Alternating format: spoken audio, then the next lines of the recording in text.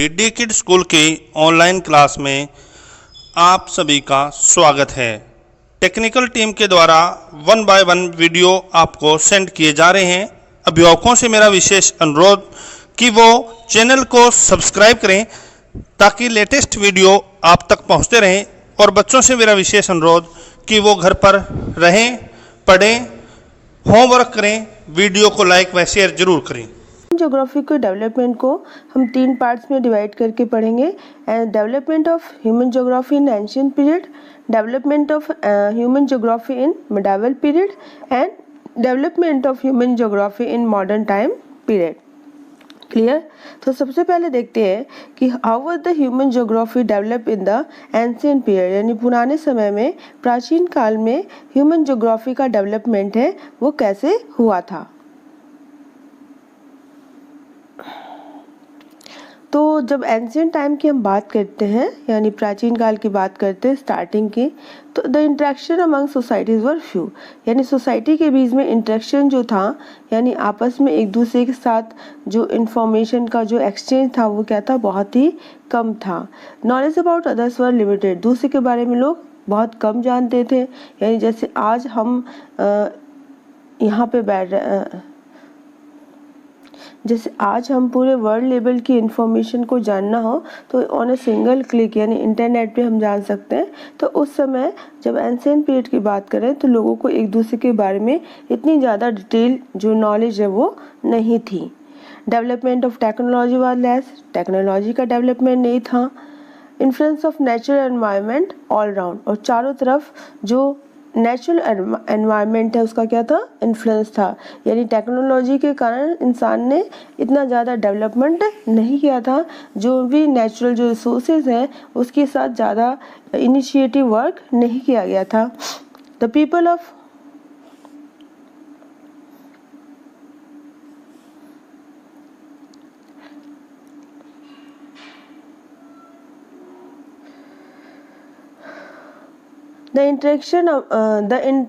Interaction among society were few, यानी society के बीच में, लोगों के बीच में ज़्यादा इंटरेक्शन नहीं था, मेल मिलाप नहीं था, ज़्यादा लोगों को एक दूसरे के बारे में नॉलेज नहीं थी, टेक्नोलॉजी का डेवलपमेंट नहीं हुआ था।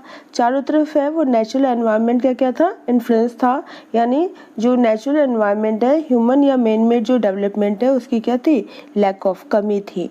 The people of ancient civilization like Indus valley civilization, Chinese civilization, Egyptian, Greek and Rome was the effect of natural power।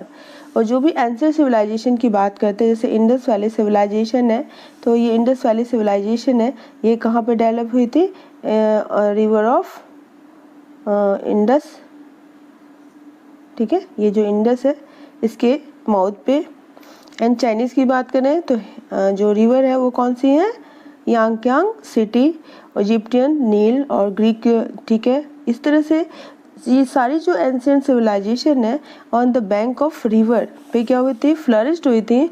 और वहाँ पे ये देखा गया है इन सिविलाइजेशन में कि उस समय जो नेचुरल पावर्स थी, नेचुरल पावर्स मीन्स जैसे सन है, ठीक है, रेनफॉल या फिर फायर है, एयर है, इन सब की क्या की जाती थी, पूजा की जाती थी, ठीक है। यानी नेचुरल पावर से लोग क्या थे, वेल नोन थे, उनके बारे में उन्हें पता था। There was equilibrium between the 3 factors of human geography, biotic, abiotic and culture factors। यानी नेचर में जो भी चीज़ें थी, यानी दो जो नेचुरल रिसोर्सेज है उनको 2 पार्ट में डिवाइड किया गया है, बायोटिक और अबायोटिक। बायोटिक क्या होता है, जिसमें भी लिविंग बींग्स आते हैं वो बायोटिक है, like the humans and the animals, ठीक है, वेजिटेशन। और अबायोटिक यानी जो भी नॉन लिविंग है, लाइक लैंड है, वाटर है, ठीक है, हिल्स है, माउंटेन्स है, प्लेन्स है, these are the abiotic natural sources. और उसके बाद कल्चरल फैक्टर क्या होता है कि इंसान ने जो भी नेचुरल रिसोर्सेज किसी भी जगह पे है और नेचुरल रिसोर्सेज के अकॉर्डिंग अपने आप को जो डेवलप किया है, अपने घर जो बनाया, उनका वे ऑफ जो लिविंग है, वे ऑफ ड्रेसिंग है, वे ऑफ ईटिंग है, ट्रांसपोर्टेशन कैसा है, लाइवलीहुड कैसा है, इकोनॉमी कैसी है, सोशल रिलेशंस कैसे हैं, ठीक है। यानी natural resource, available natural resources के बिहाफ पे जिस तरह से का एक कल्चर उस पर्टिकुलर रीजन में डेवलप हो जाता है। तो ये जो तीनों फैक्टर्स हैं, इन तीनों फैक्टर्स के बीच में क्या था, लिबिडियम यानी बैलेंस था एक। क्लियर, यानी किसी भी चीज़ के साथ कोई भी डिस्ट्रक्शन, कोई भी छेड़छाड़ नहीं की गई थी। ईच एंड एवरीथिंग को बैलेंस करके रखा जाता था during the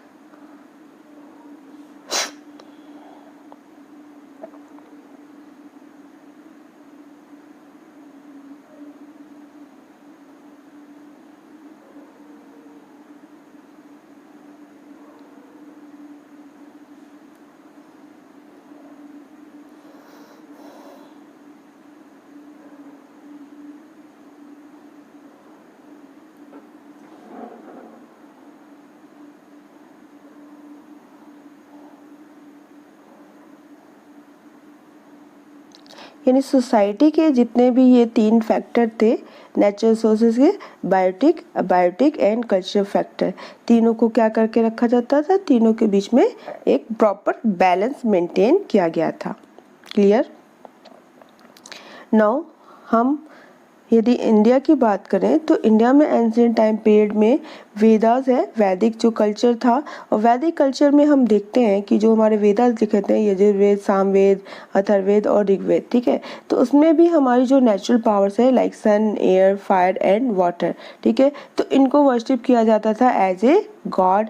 Greek geographer Thales and Anaximander, ठीक है, Anaximander describe the climate, vegetation and human society, यानी सबसे पहले जो ग्रीक जियोग्राफर थे थैल्स एंड एग्जामिंडर ने क्या किया था, उन्होंने सोसाइटी, क्लाइमेट और वेजिटेशन को क्या किया था, डिस्क्राइब किया था। तो लोग इस तरह से जो इन्फॉर्मेशन का एक्सचेंज है वो कर रहे थे।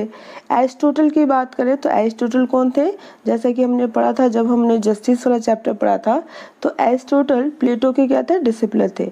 ये प्लेटो है और ये एरिस्टोटल है, ठीक है, तो प्लेटो के डिसिपल थे एरिस्टोटल, शिष्य थे। क्लियर।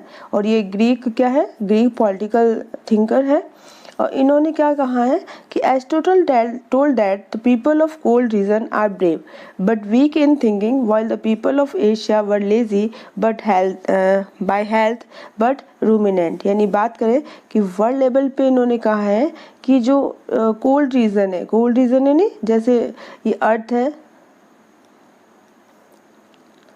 सपोज ये अर्थ है, तो अर्थ में जो ये इक्वेटर है इसके आसपास वाला एरिया कैसा रहता है, हॉट रहता है। लेकिन जैसे ही हम इक्वेटर से आगे ये ट्रॉपिक ऑफ कैंसर और ट्रॉपिक ऑफ कैप्रिकॉर्न के ये साउथर्न पार्ट और ये नॉर्थर्न पार्ट, यहाँ के जो रीजन होते हैं वो क्या होते हैं, मोस्ट ऑफ द कोल्ड होते हैं। क्यों होते हैं, क्योंकि यहाँ पे जो सन रेज होती हैं वो स्लैंटली होती हैं, डायरेक्ट नहीं आती हैं। तो जिसके कारण से इन्होंने कहा है कि जो कोल्ड रीजन में जो लोग रहते हैं वो कैसे होते हैं, ब्रेव होते हैं, बहादुर होते हैं, लेकिन उनकी जो थिंकिंग पावर होती है वो कैसी होती है, बहुत ही कम होती है। जबकि एशिया यानी जो भी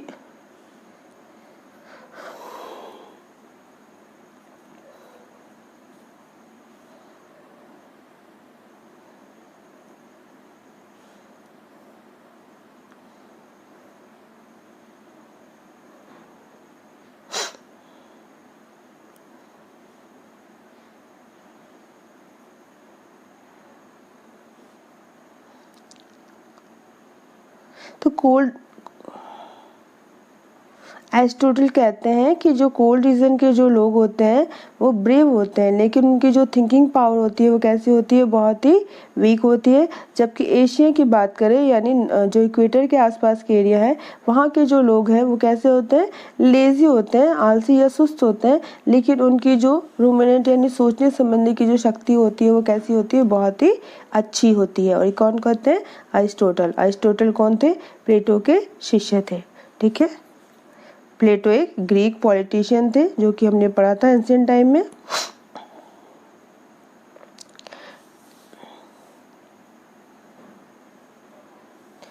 प्लेटो कौन थे, तो प्लेटो ग्रीक फिलोसोफर थे, ग्रीक एक पॉलिटिकल थिंकर थे, जिन्होंने की एक बुक लिखी थी। उस बुक का नाम क्या था, आपको सबको याद है, हाँ जी, Republic. Good.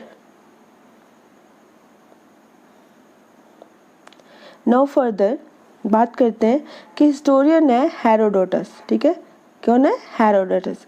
Describe the effect of environment on roaming races and permanent farming races. तो इन्होंने बताया था कि एनवायरनमेंट का जो रोमिंग रेसेस हैं यानी जो घुमंतु जो लोग हैं या फिर फार्मिंग है उस पर क्या इम्पैक्ट पड़ता है, क्या इफ़ेक्ट पड़ता है, क्या प्रभाव पड़ता है, यानी किस मौसम में हम जो एग्रीकल्चर को चेंज करके क्या करते हैं, क्रॉप को ग्रोन अप करते हैं, तो इससे इस पे एनवायरनमेंट का इफ़ेक्ट है। इसको सबसे पहले किसने डिस्क्राइब किया था? हिस्टोरियन हेरोडोटस ने। अब बात करते हैं हिकेटियस। हिकेटियस के बारे में हमने पहले पार्ट में ही पढ़ा था कि हिकेटियस ही सबसे पहले ग्रीक ज्योग्राफर थे जिन्होंने कि ऑर्गेनाइज्ड वे में जो ज्योग्राफिकल वर्ल्ड मैप है उसको क्या किया था, प्रेजेंट किया था in front of the people. तो that's why he is known as the father of geography, ठीक है। फादर ऑफ जियोग्राफी किसे कहते थे? हिकेटियस को। हिकेटियस क्या थे? एक ग्रीक जियोग्राफर। स्ट्रैबो की बात करें तो Strabo and his contemporary Roman geographer, ये सारे रोमन जियोग्राफर है, made the effect of Jio ecological state on human and there progress.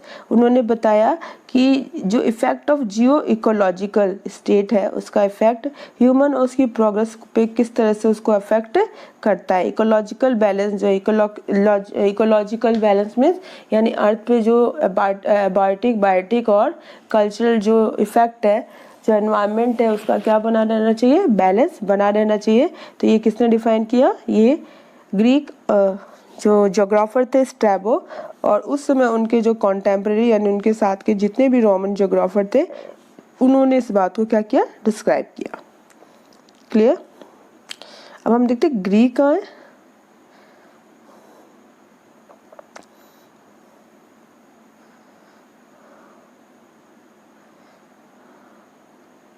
Clear? तो आगे देखते हैं।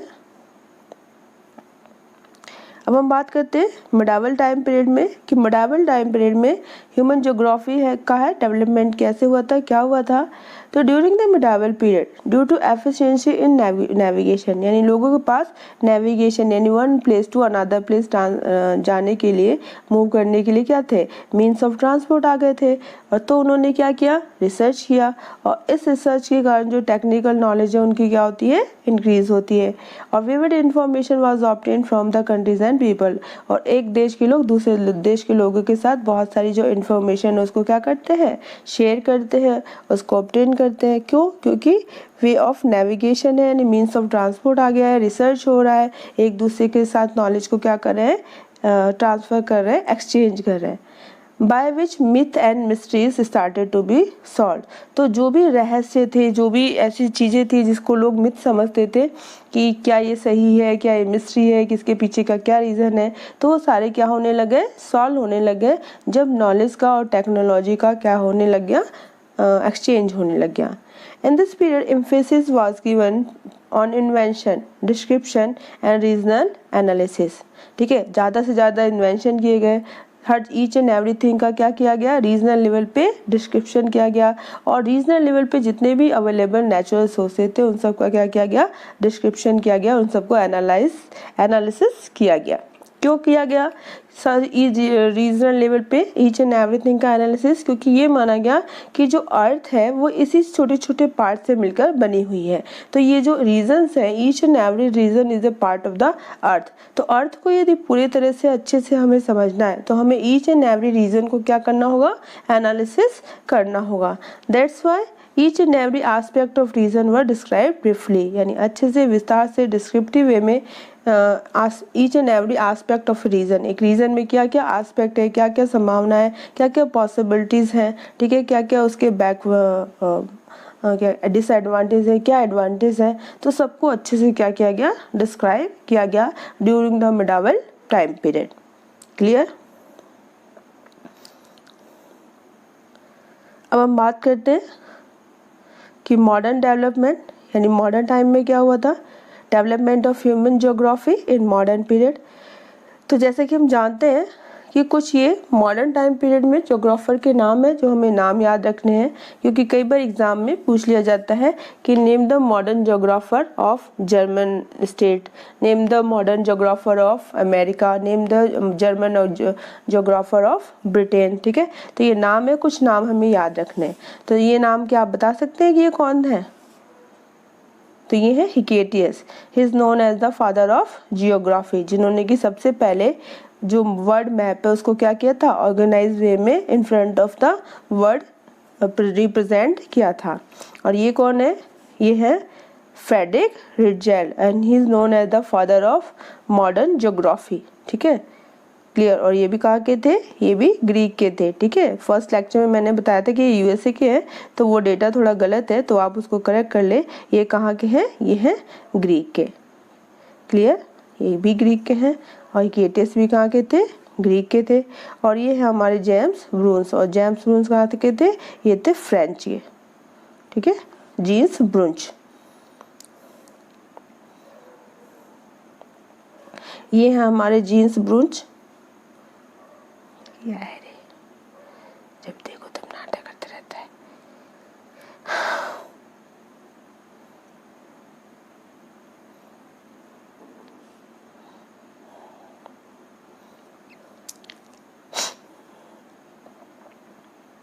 तो हम बात करते हैं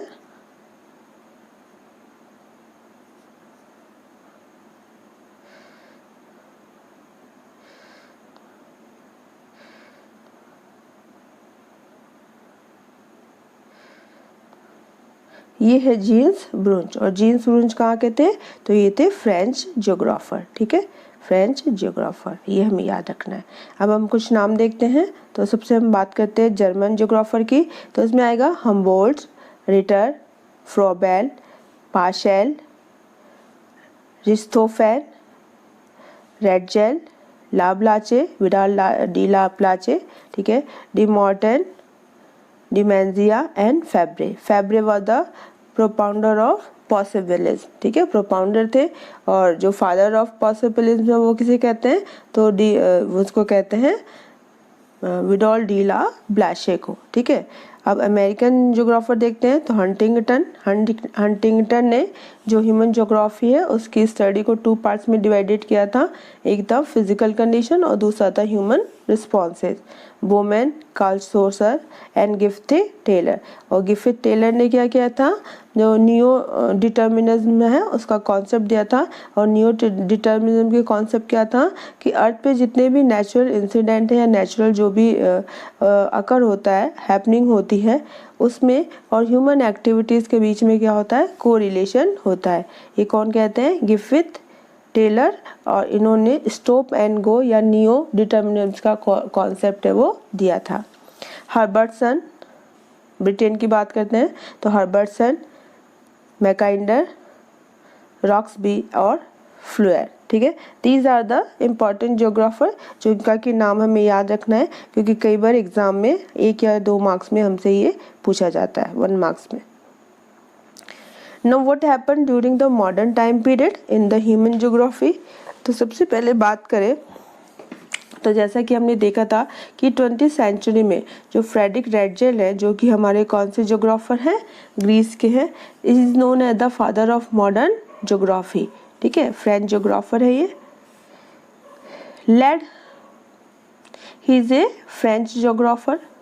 lead emphasis on synthetic study of human. उन्होंने क्या कहा कि सोसाइटी में जो ह्यूमन बीइंग है उसका सिंथेटिक स्टडी की जानी चाहिए, जो कि mutual relationship with surface of the अर्थ, यानी ह्यूमन सोसाइटीज़ है उसका अर्थ के सरफेस के साथ क्या रिलेशन है, इसकी सिंथेटिक स्टडी किस में की जाती है? ह्यूमन ज्योग्राफी में।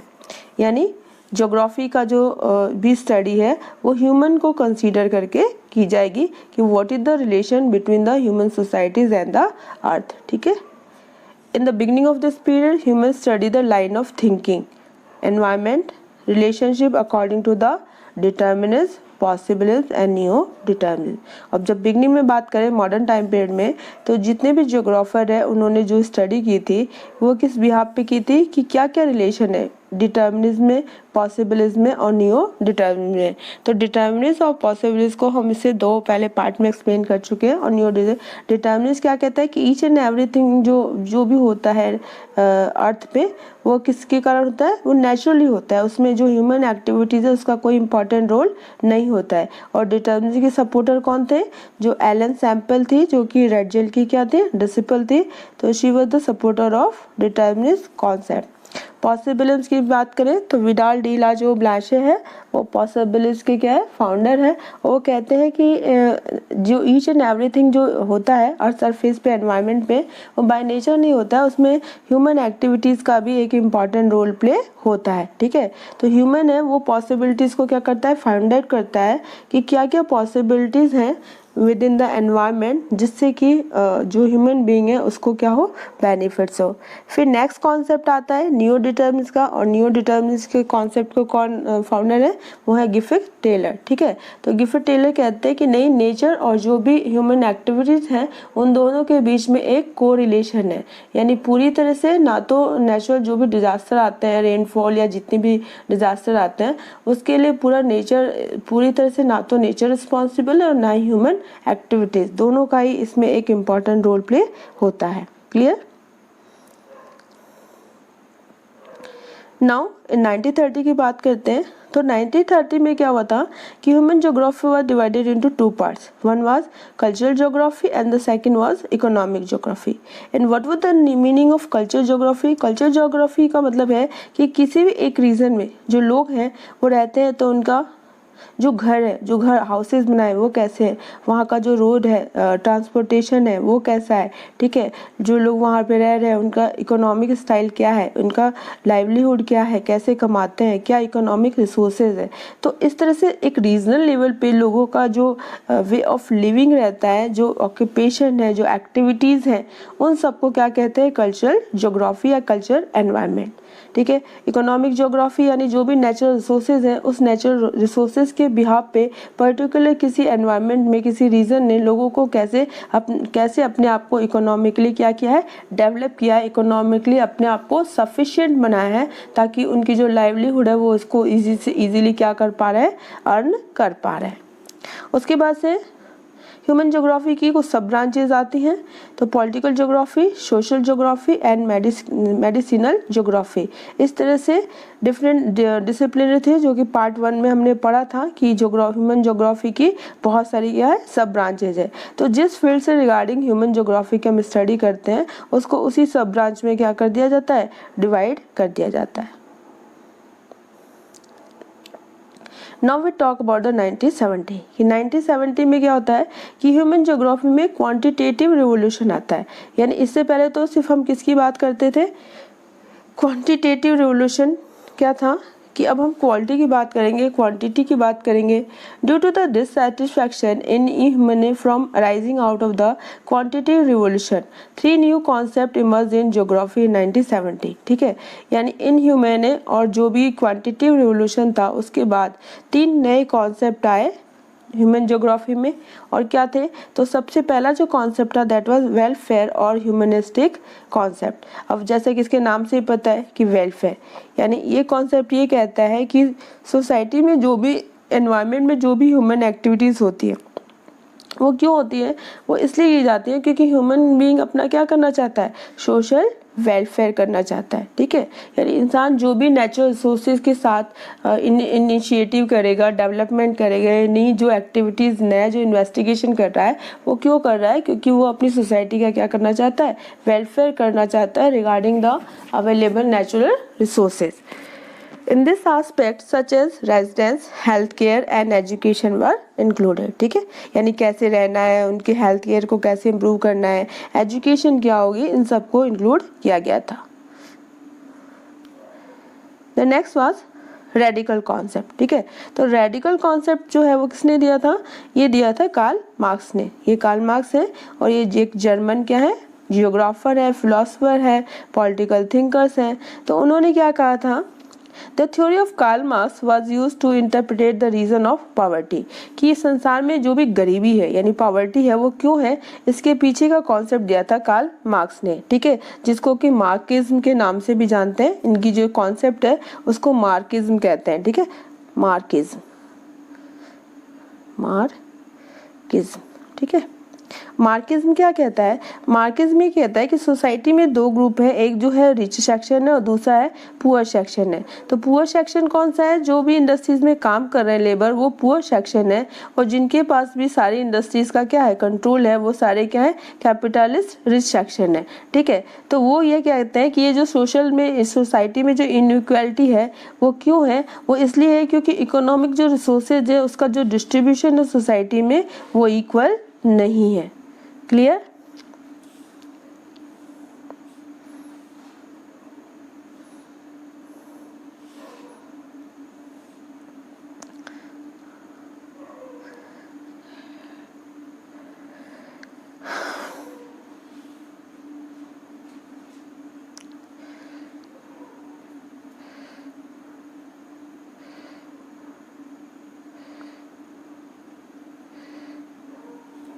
तो कार्ल मार्क्स कहते हैं कि सोसाइटी में जो भी इकोनॉमिक रिसोर्सेज हैं उसका डिस्ट्रीब्यूशन क्या है, इक्वल नहीं है, जिसके कारण से सोसाइटी में क्या है, इकोनॉमिक इनइक्वालिटी है, ठीक है। तो the contemporary social problem were related to the development of capitalism, और जितनी भी सोसाइटी में प्रॉब्लम्स है कॉन्टेम्परेरी यानी उस समय में, प्रेजेंट टाइम में, करंट टाइम में जितने भी सोशल प्रॉब्लम्स हैं, उन प्रॉब्लम्स का सबसे मेन जो रीज़न है वो क्या है, कैपिटलिज्म है। कैपिटलिज्म का मतलब क्या होता है? कैपिटलिज्म का मतलब होता है कि सोसाइटी में जितने भी इकोनॉमिक रिसोर्सेज होते हैं वो किसी एक ग्रुप ऑफ जो पर्सन होता है उसके पास होते हैं, जिसको कि कहते हैं कैपिटलिस्ट। और ये जो ग्रुप ऑफ पर्सन है जिनके पास इकोनॉमिक रिसोर्सेज हैं, कि कंट्रोल है, यानी सारी पूंजी, सारे जो रिसोर्सेज इनके पास अंडर कंट्रोल में रहते हैं, और ये उन रिसोर्सेज का जो यूटिलाइजेशन है वो अपना ही बेनिफिट, अपने ही प्रॉफिट को अर्न करने में लगाते हैं। तो ये जो है, तो रिच जो है वो और ज़्यादा रिचर हो जाते हैं, और जो पुअर सेक्शन है यानी जिनके पास इकोनॉमिक रिसोर्सेज नहीं है, जो इनके या इनकी इंडस्ट्री में इनके जो प्रॉफिट है उसको अर्न करने में सबसे ज़्यादा मेहनत करते हैं, वो वीकर सेक्शन और ज़्यादा क्या होता जाता है, डे बाय डे वीकर हो जाता है। इस तरह से सोसाइटी में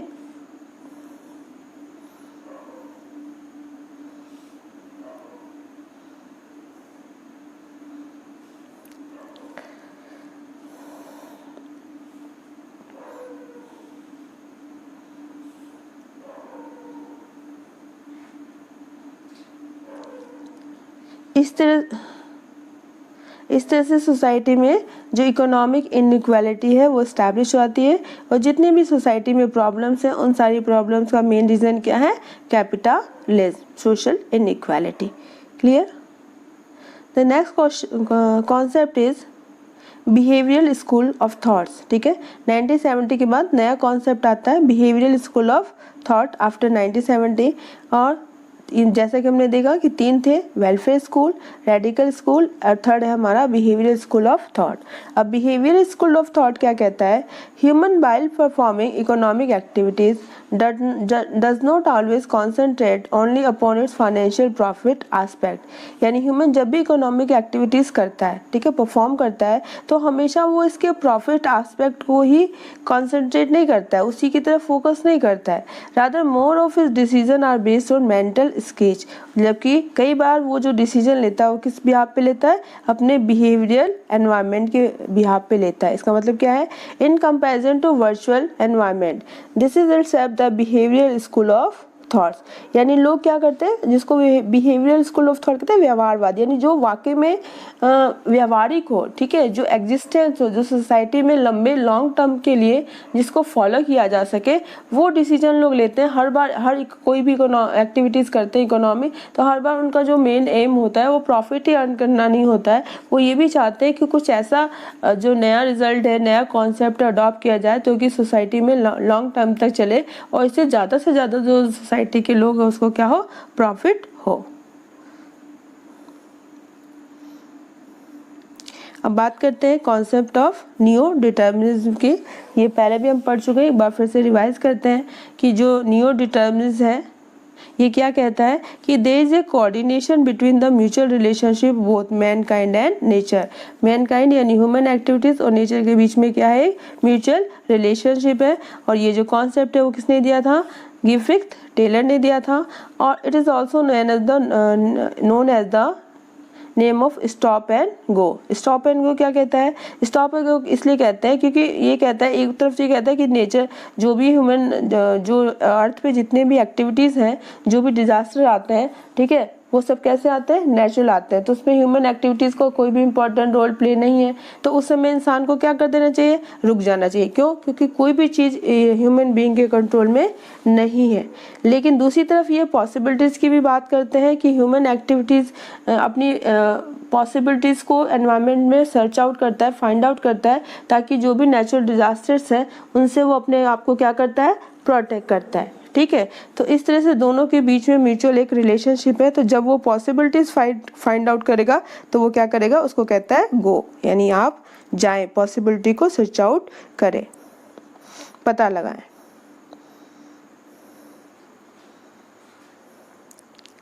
तो स्टूडेंट्स, ये था आज का हमारा lecture regarding the concept of development of human geography during the ancient time period, medieval time period and modern time period। ठीक है, आई होप आपको ये चैप्टर समझ में आया होगा। If you like the videos please like share and subscribe my channel and मिलते हैं हमारी नेक्स्ट ऑनलाइन क्लास में।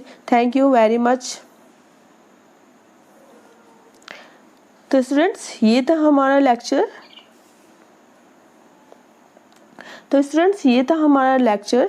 Regarding the development of human geography in the ancient time period, medieval time period and modern time period. तो इसी के साथ हमारा geography का जो फर्स्ट चैप्टर है वो कंप्लीट हो जाता है। नेक्स्ट वीडियो में हम इसके कुछ एक्सरसाइज के बारे में देखेंगे और मैं चाहूँगी कि आप इस तीनों वीडियोज़ को अच्छे से देखें और चैप्टर 1 को अच्छे से कॉन्सेप्ट को समझने की कोशिश करें, ईच एंड एवरी कॉन्सेप्ट को। और आप चाहें तो नोट्स बना सकते हैं ताकि ड्यूरिंग द एग्जामिनेशन पीरियड आप सभी को रिवाइज करने में क्या रहे, इजी रहे। आप मेरे नोट्स का स्क्रीनशॉट ले सकते हैं और नोट्स बना सकते हैं और more and more time you can revise, आपको रिवाइज करना है। तो if you like the video please like share and subscribe. मिलते हैं हमारी नेक्स्ट ऑनलाइन क्लास में एक नए कॉन्सेप्ट के साथ। Thank you very much.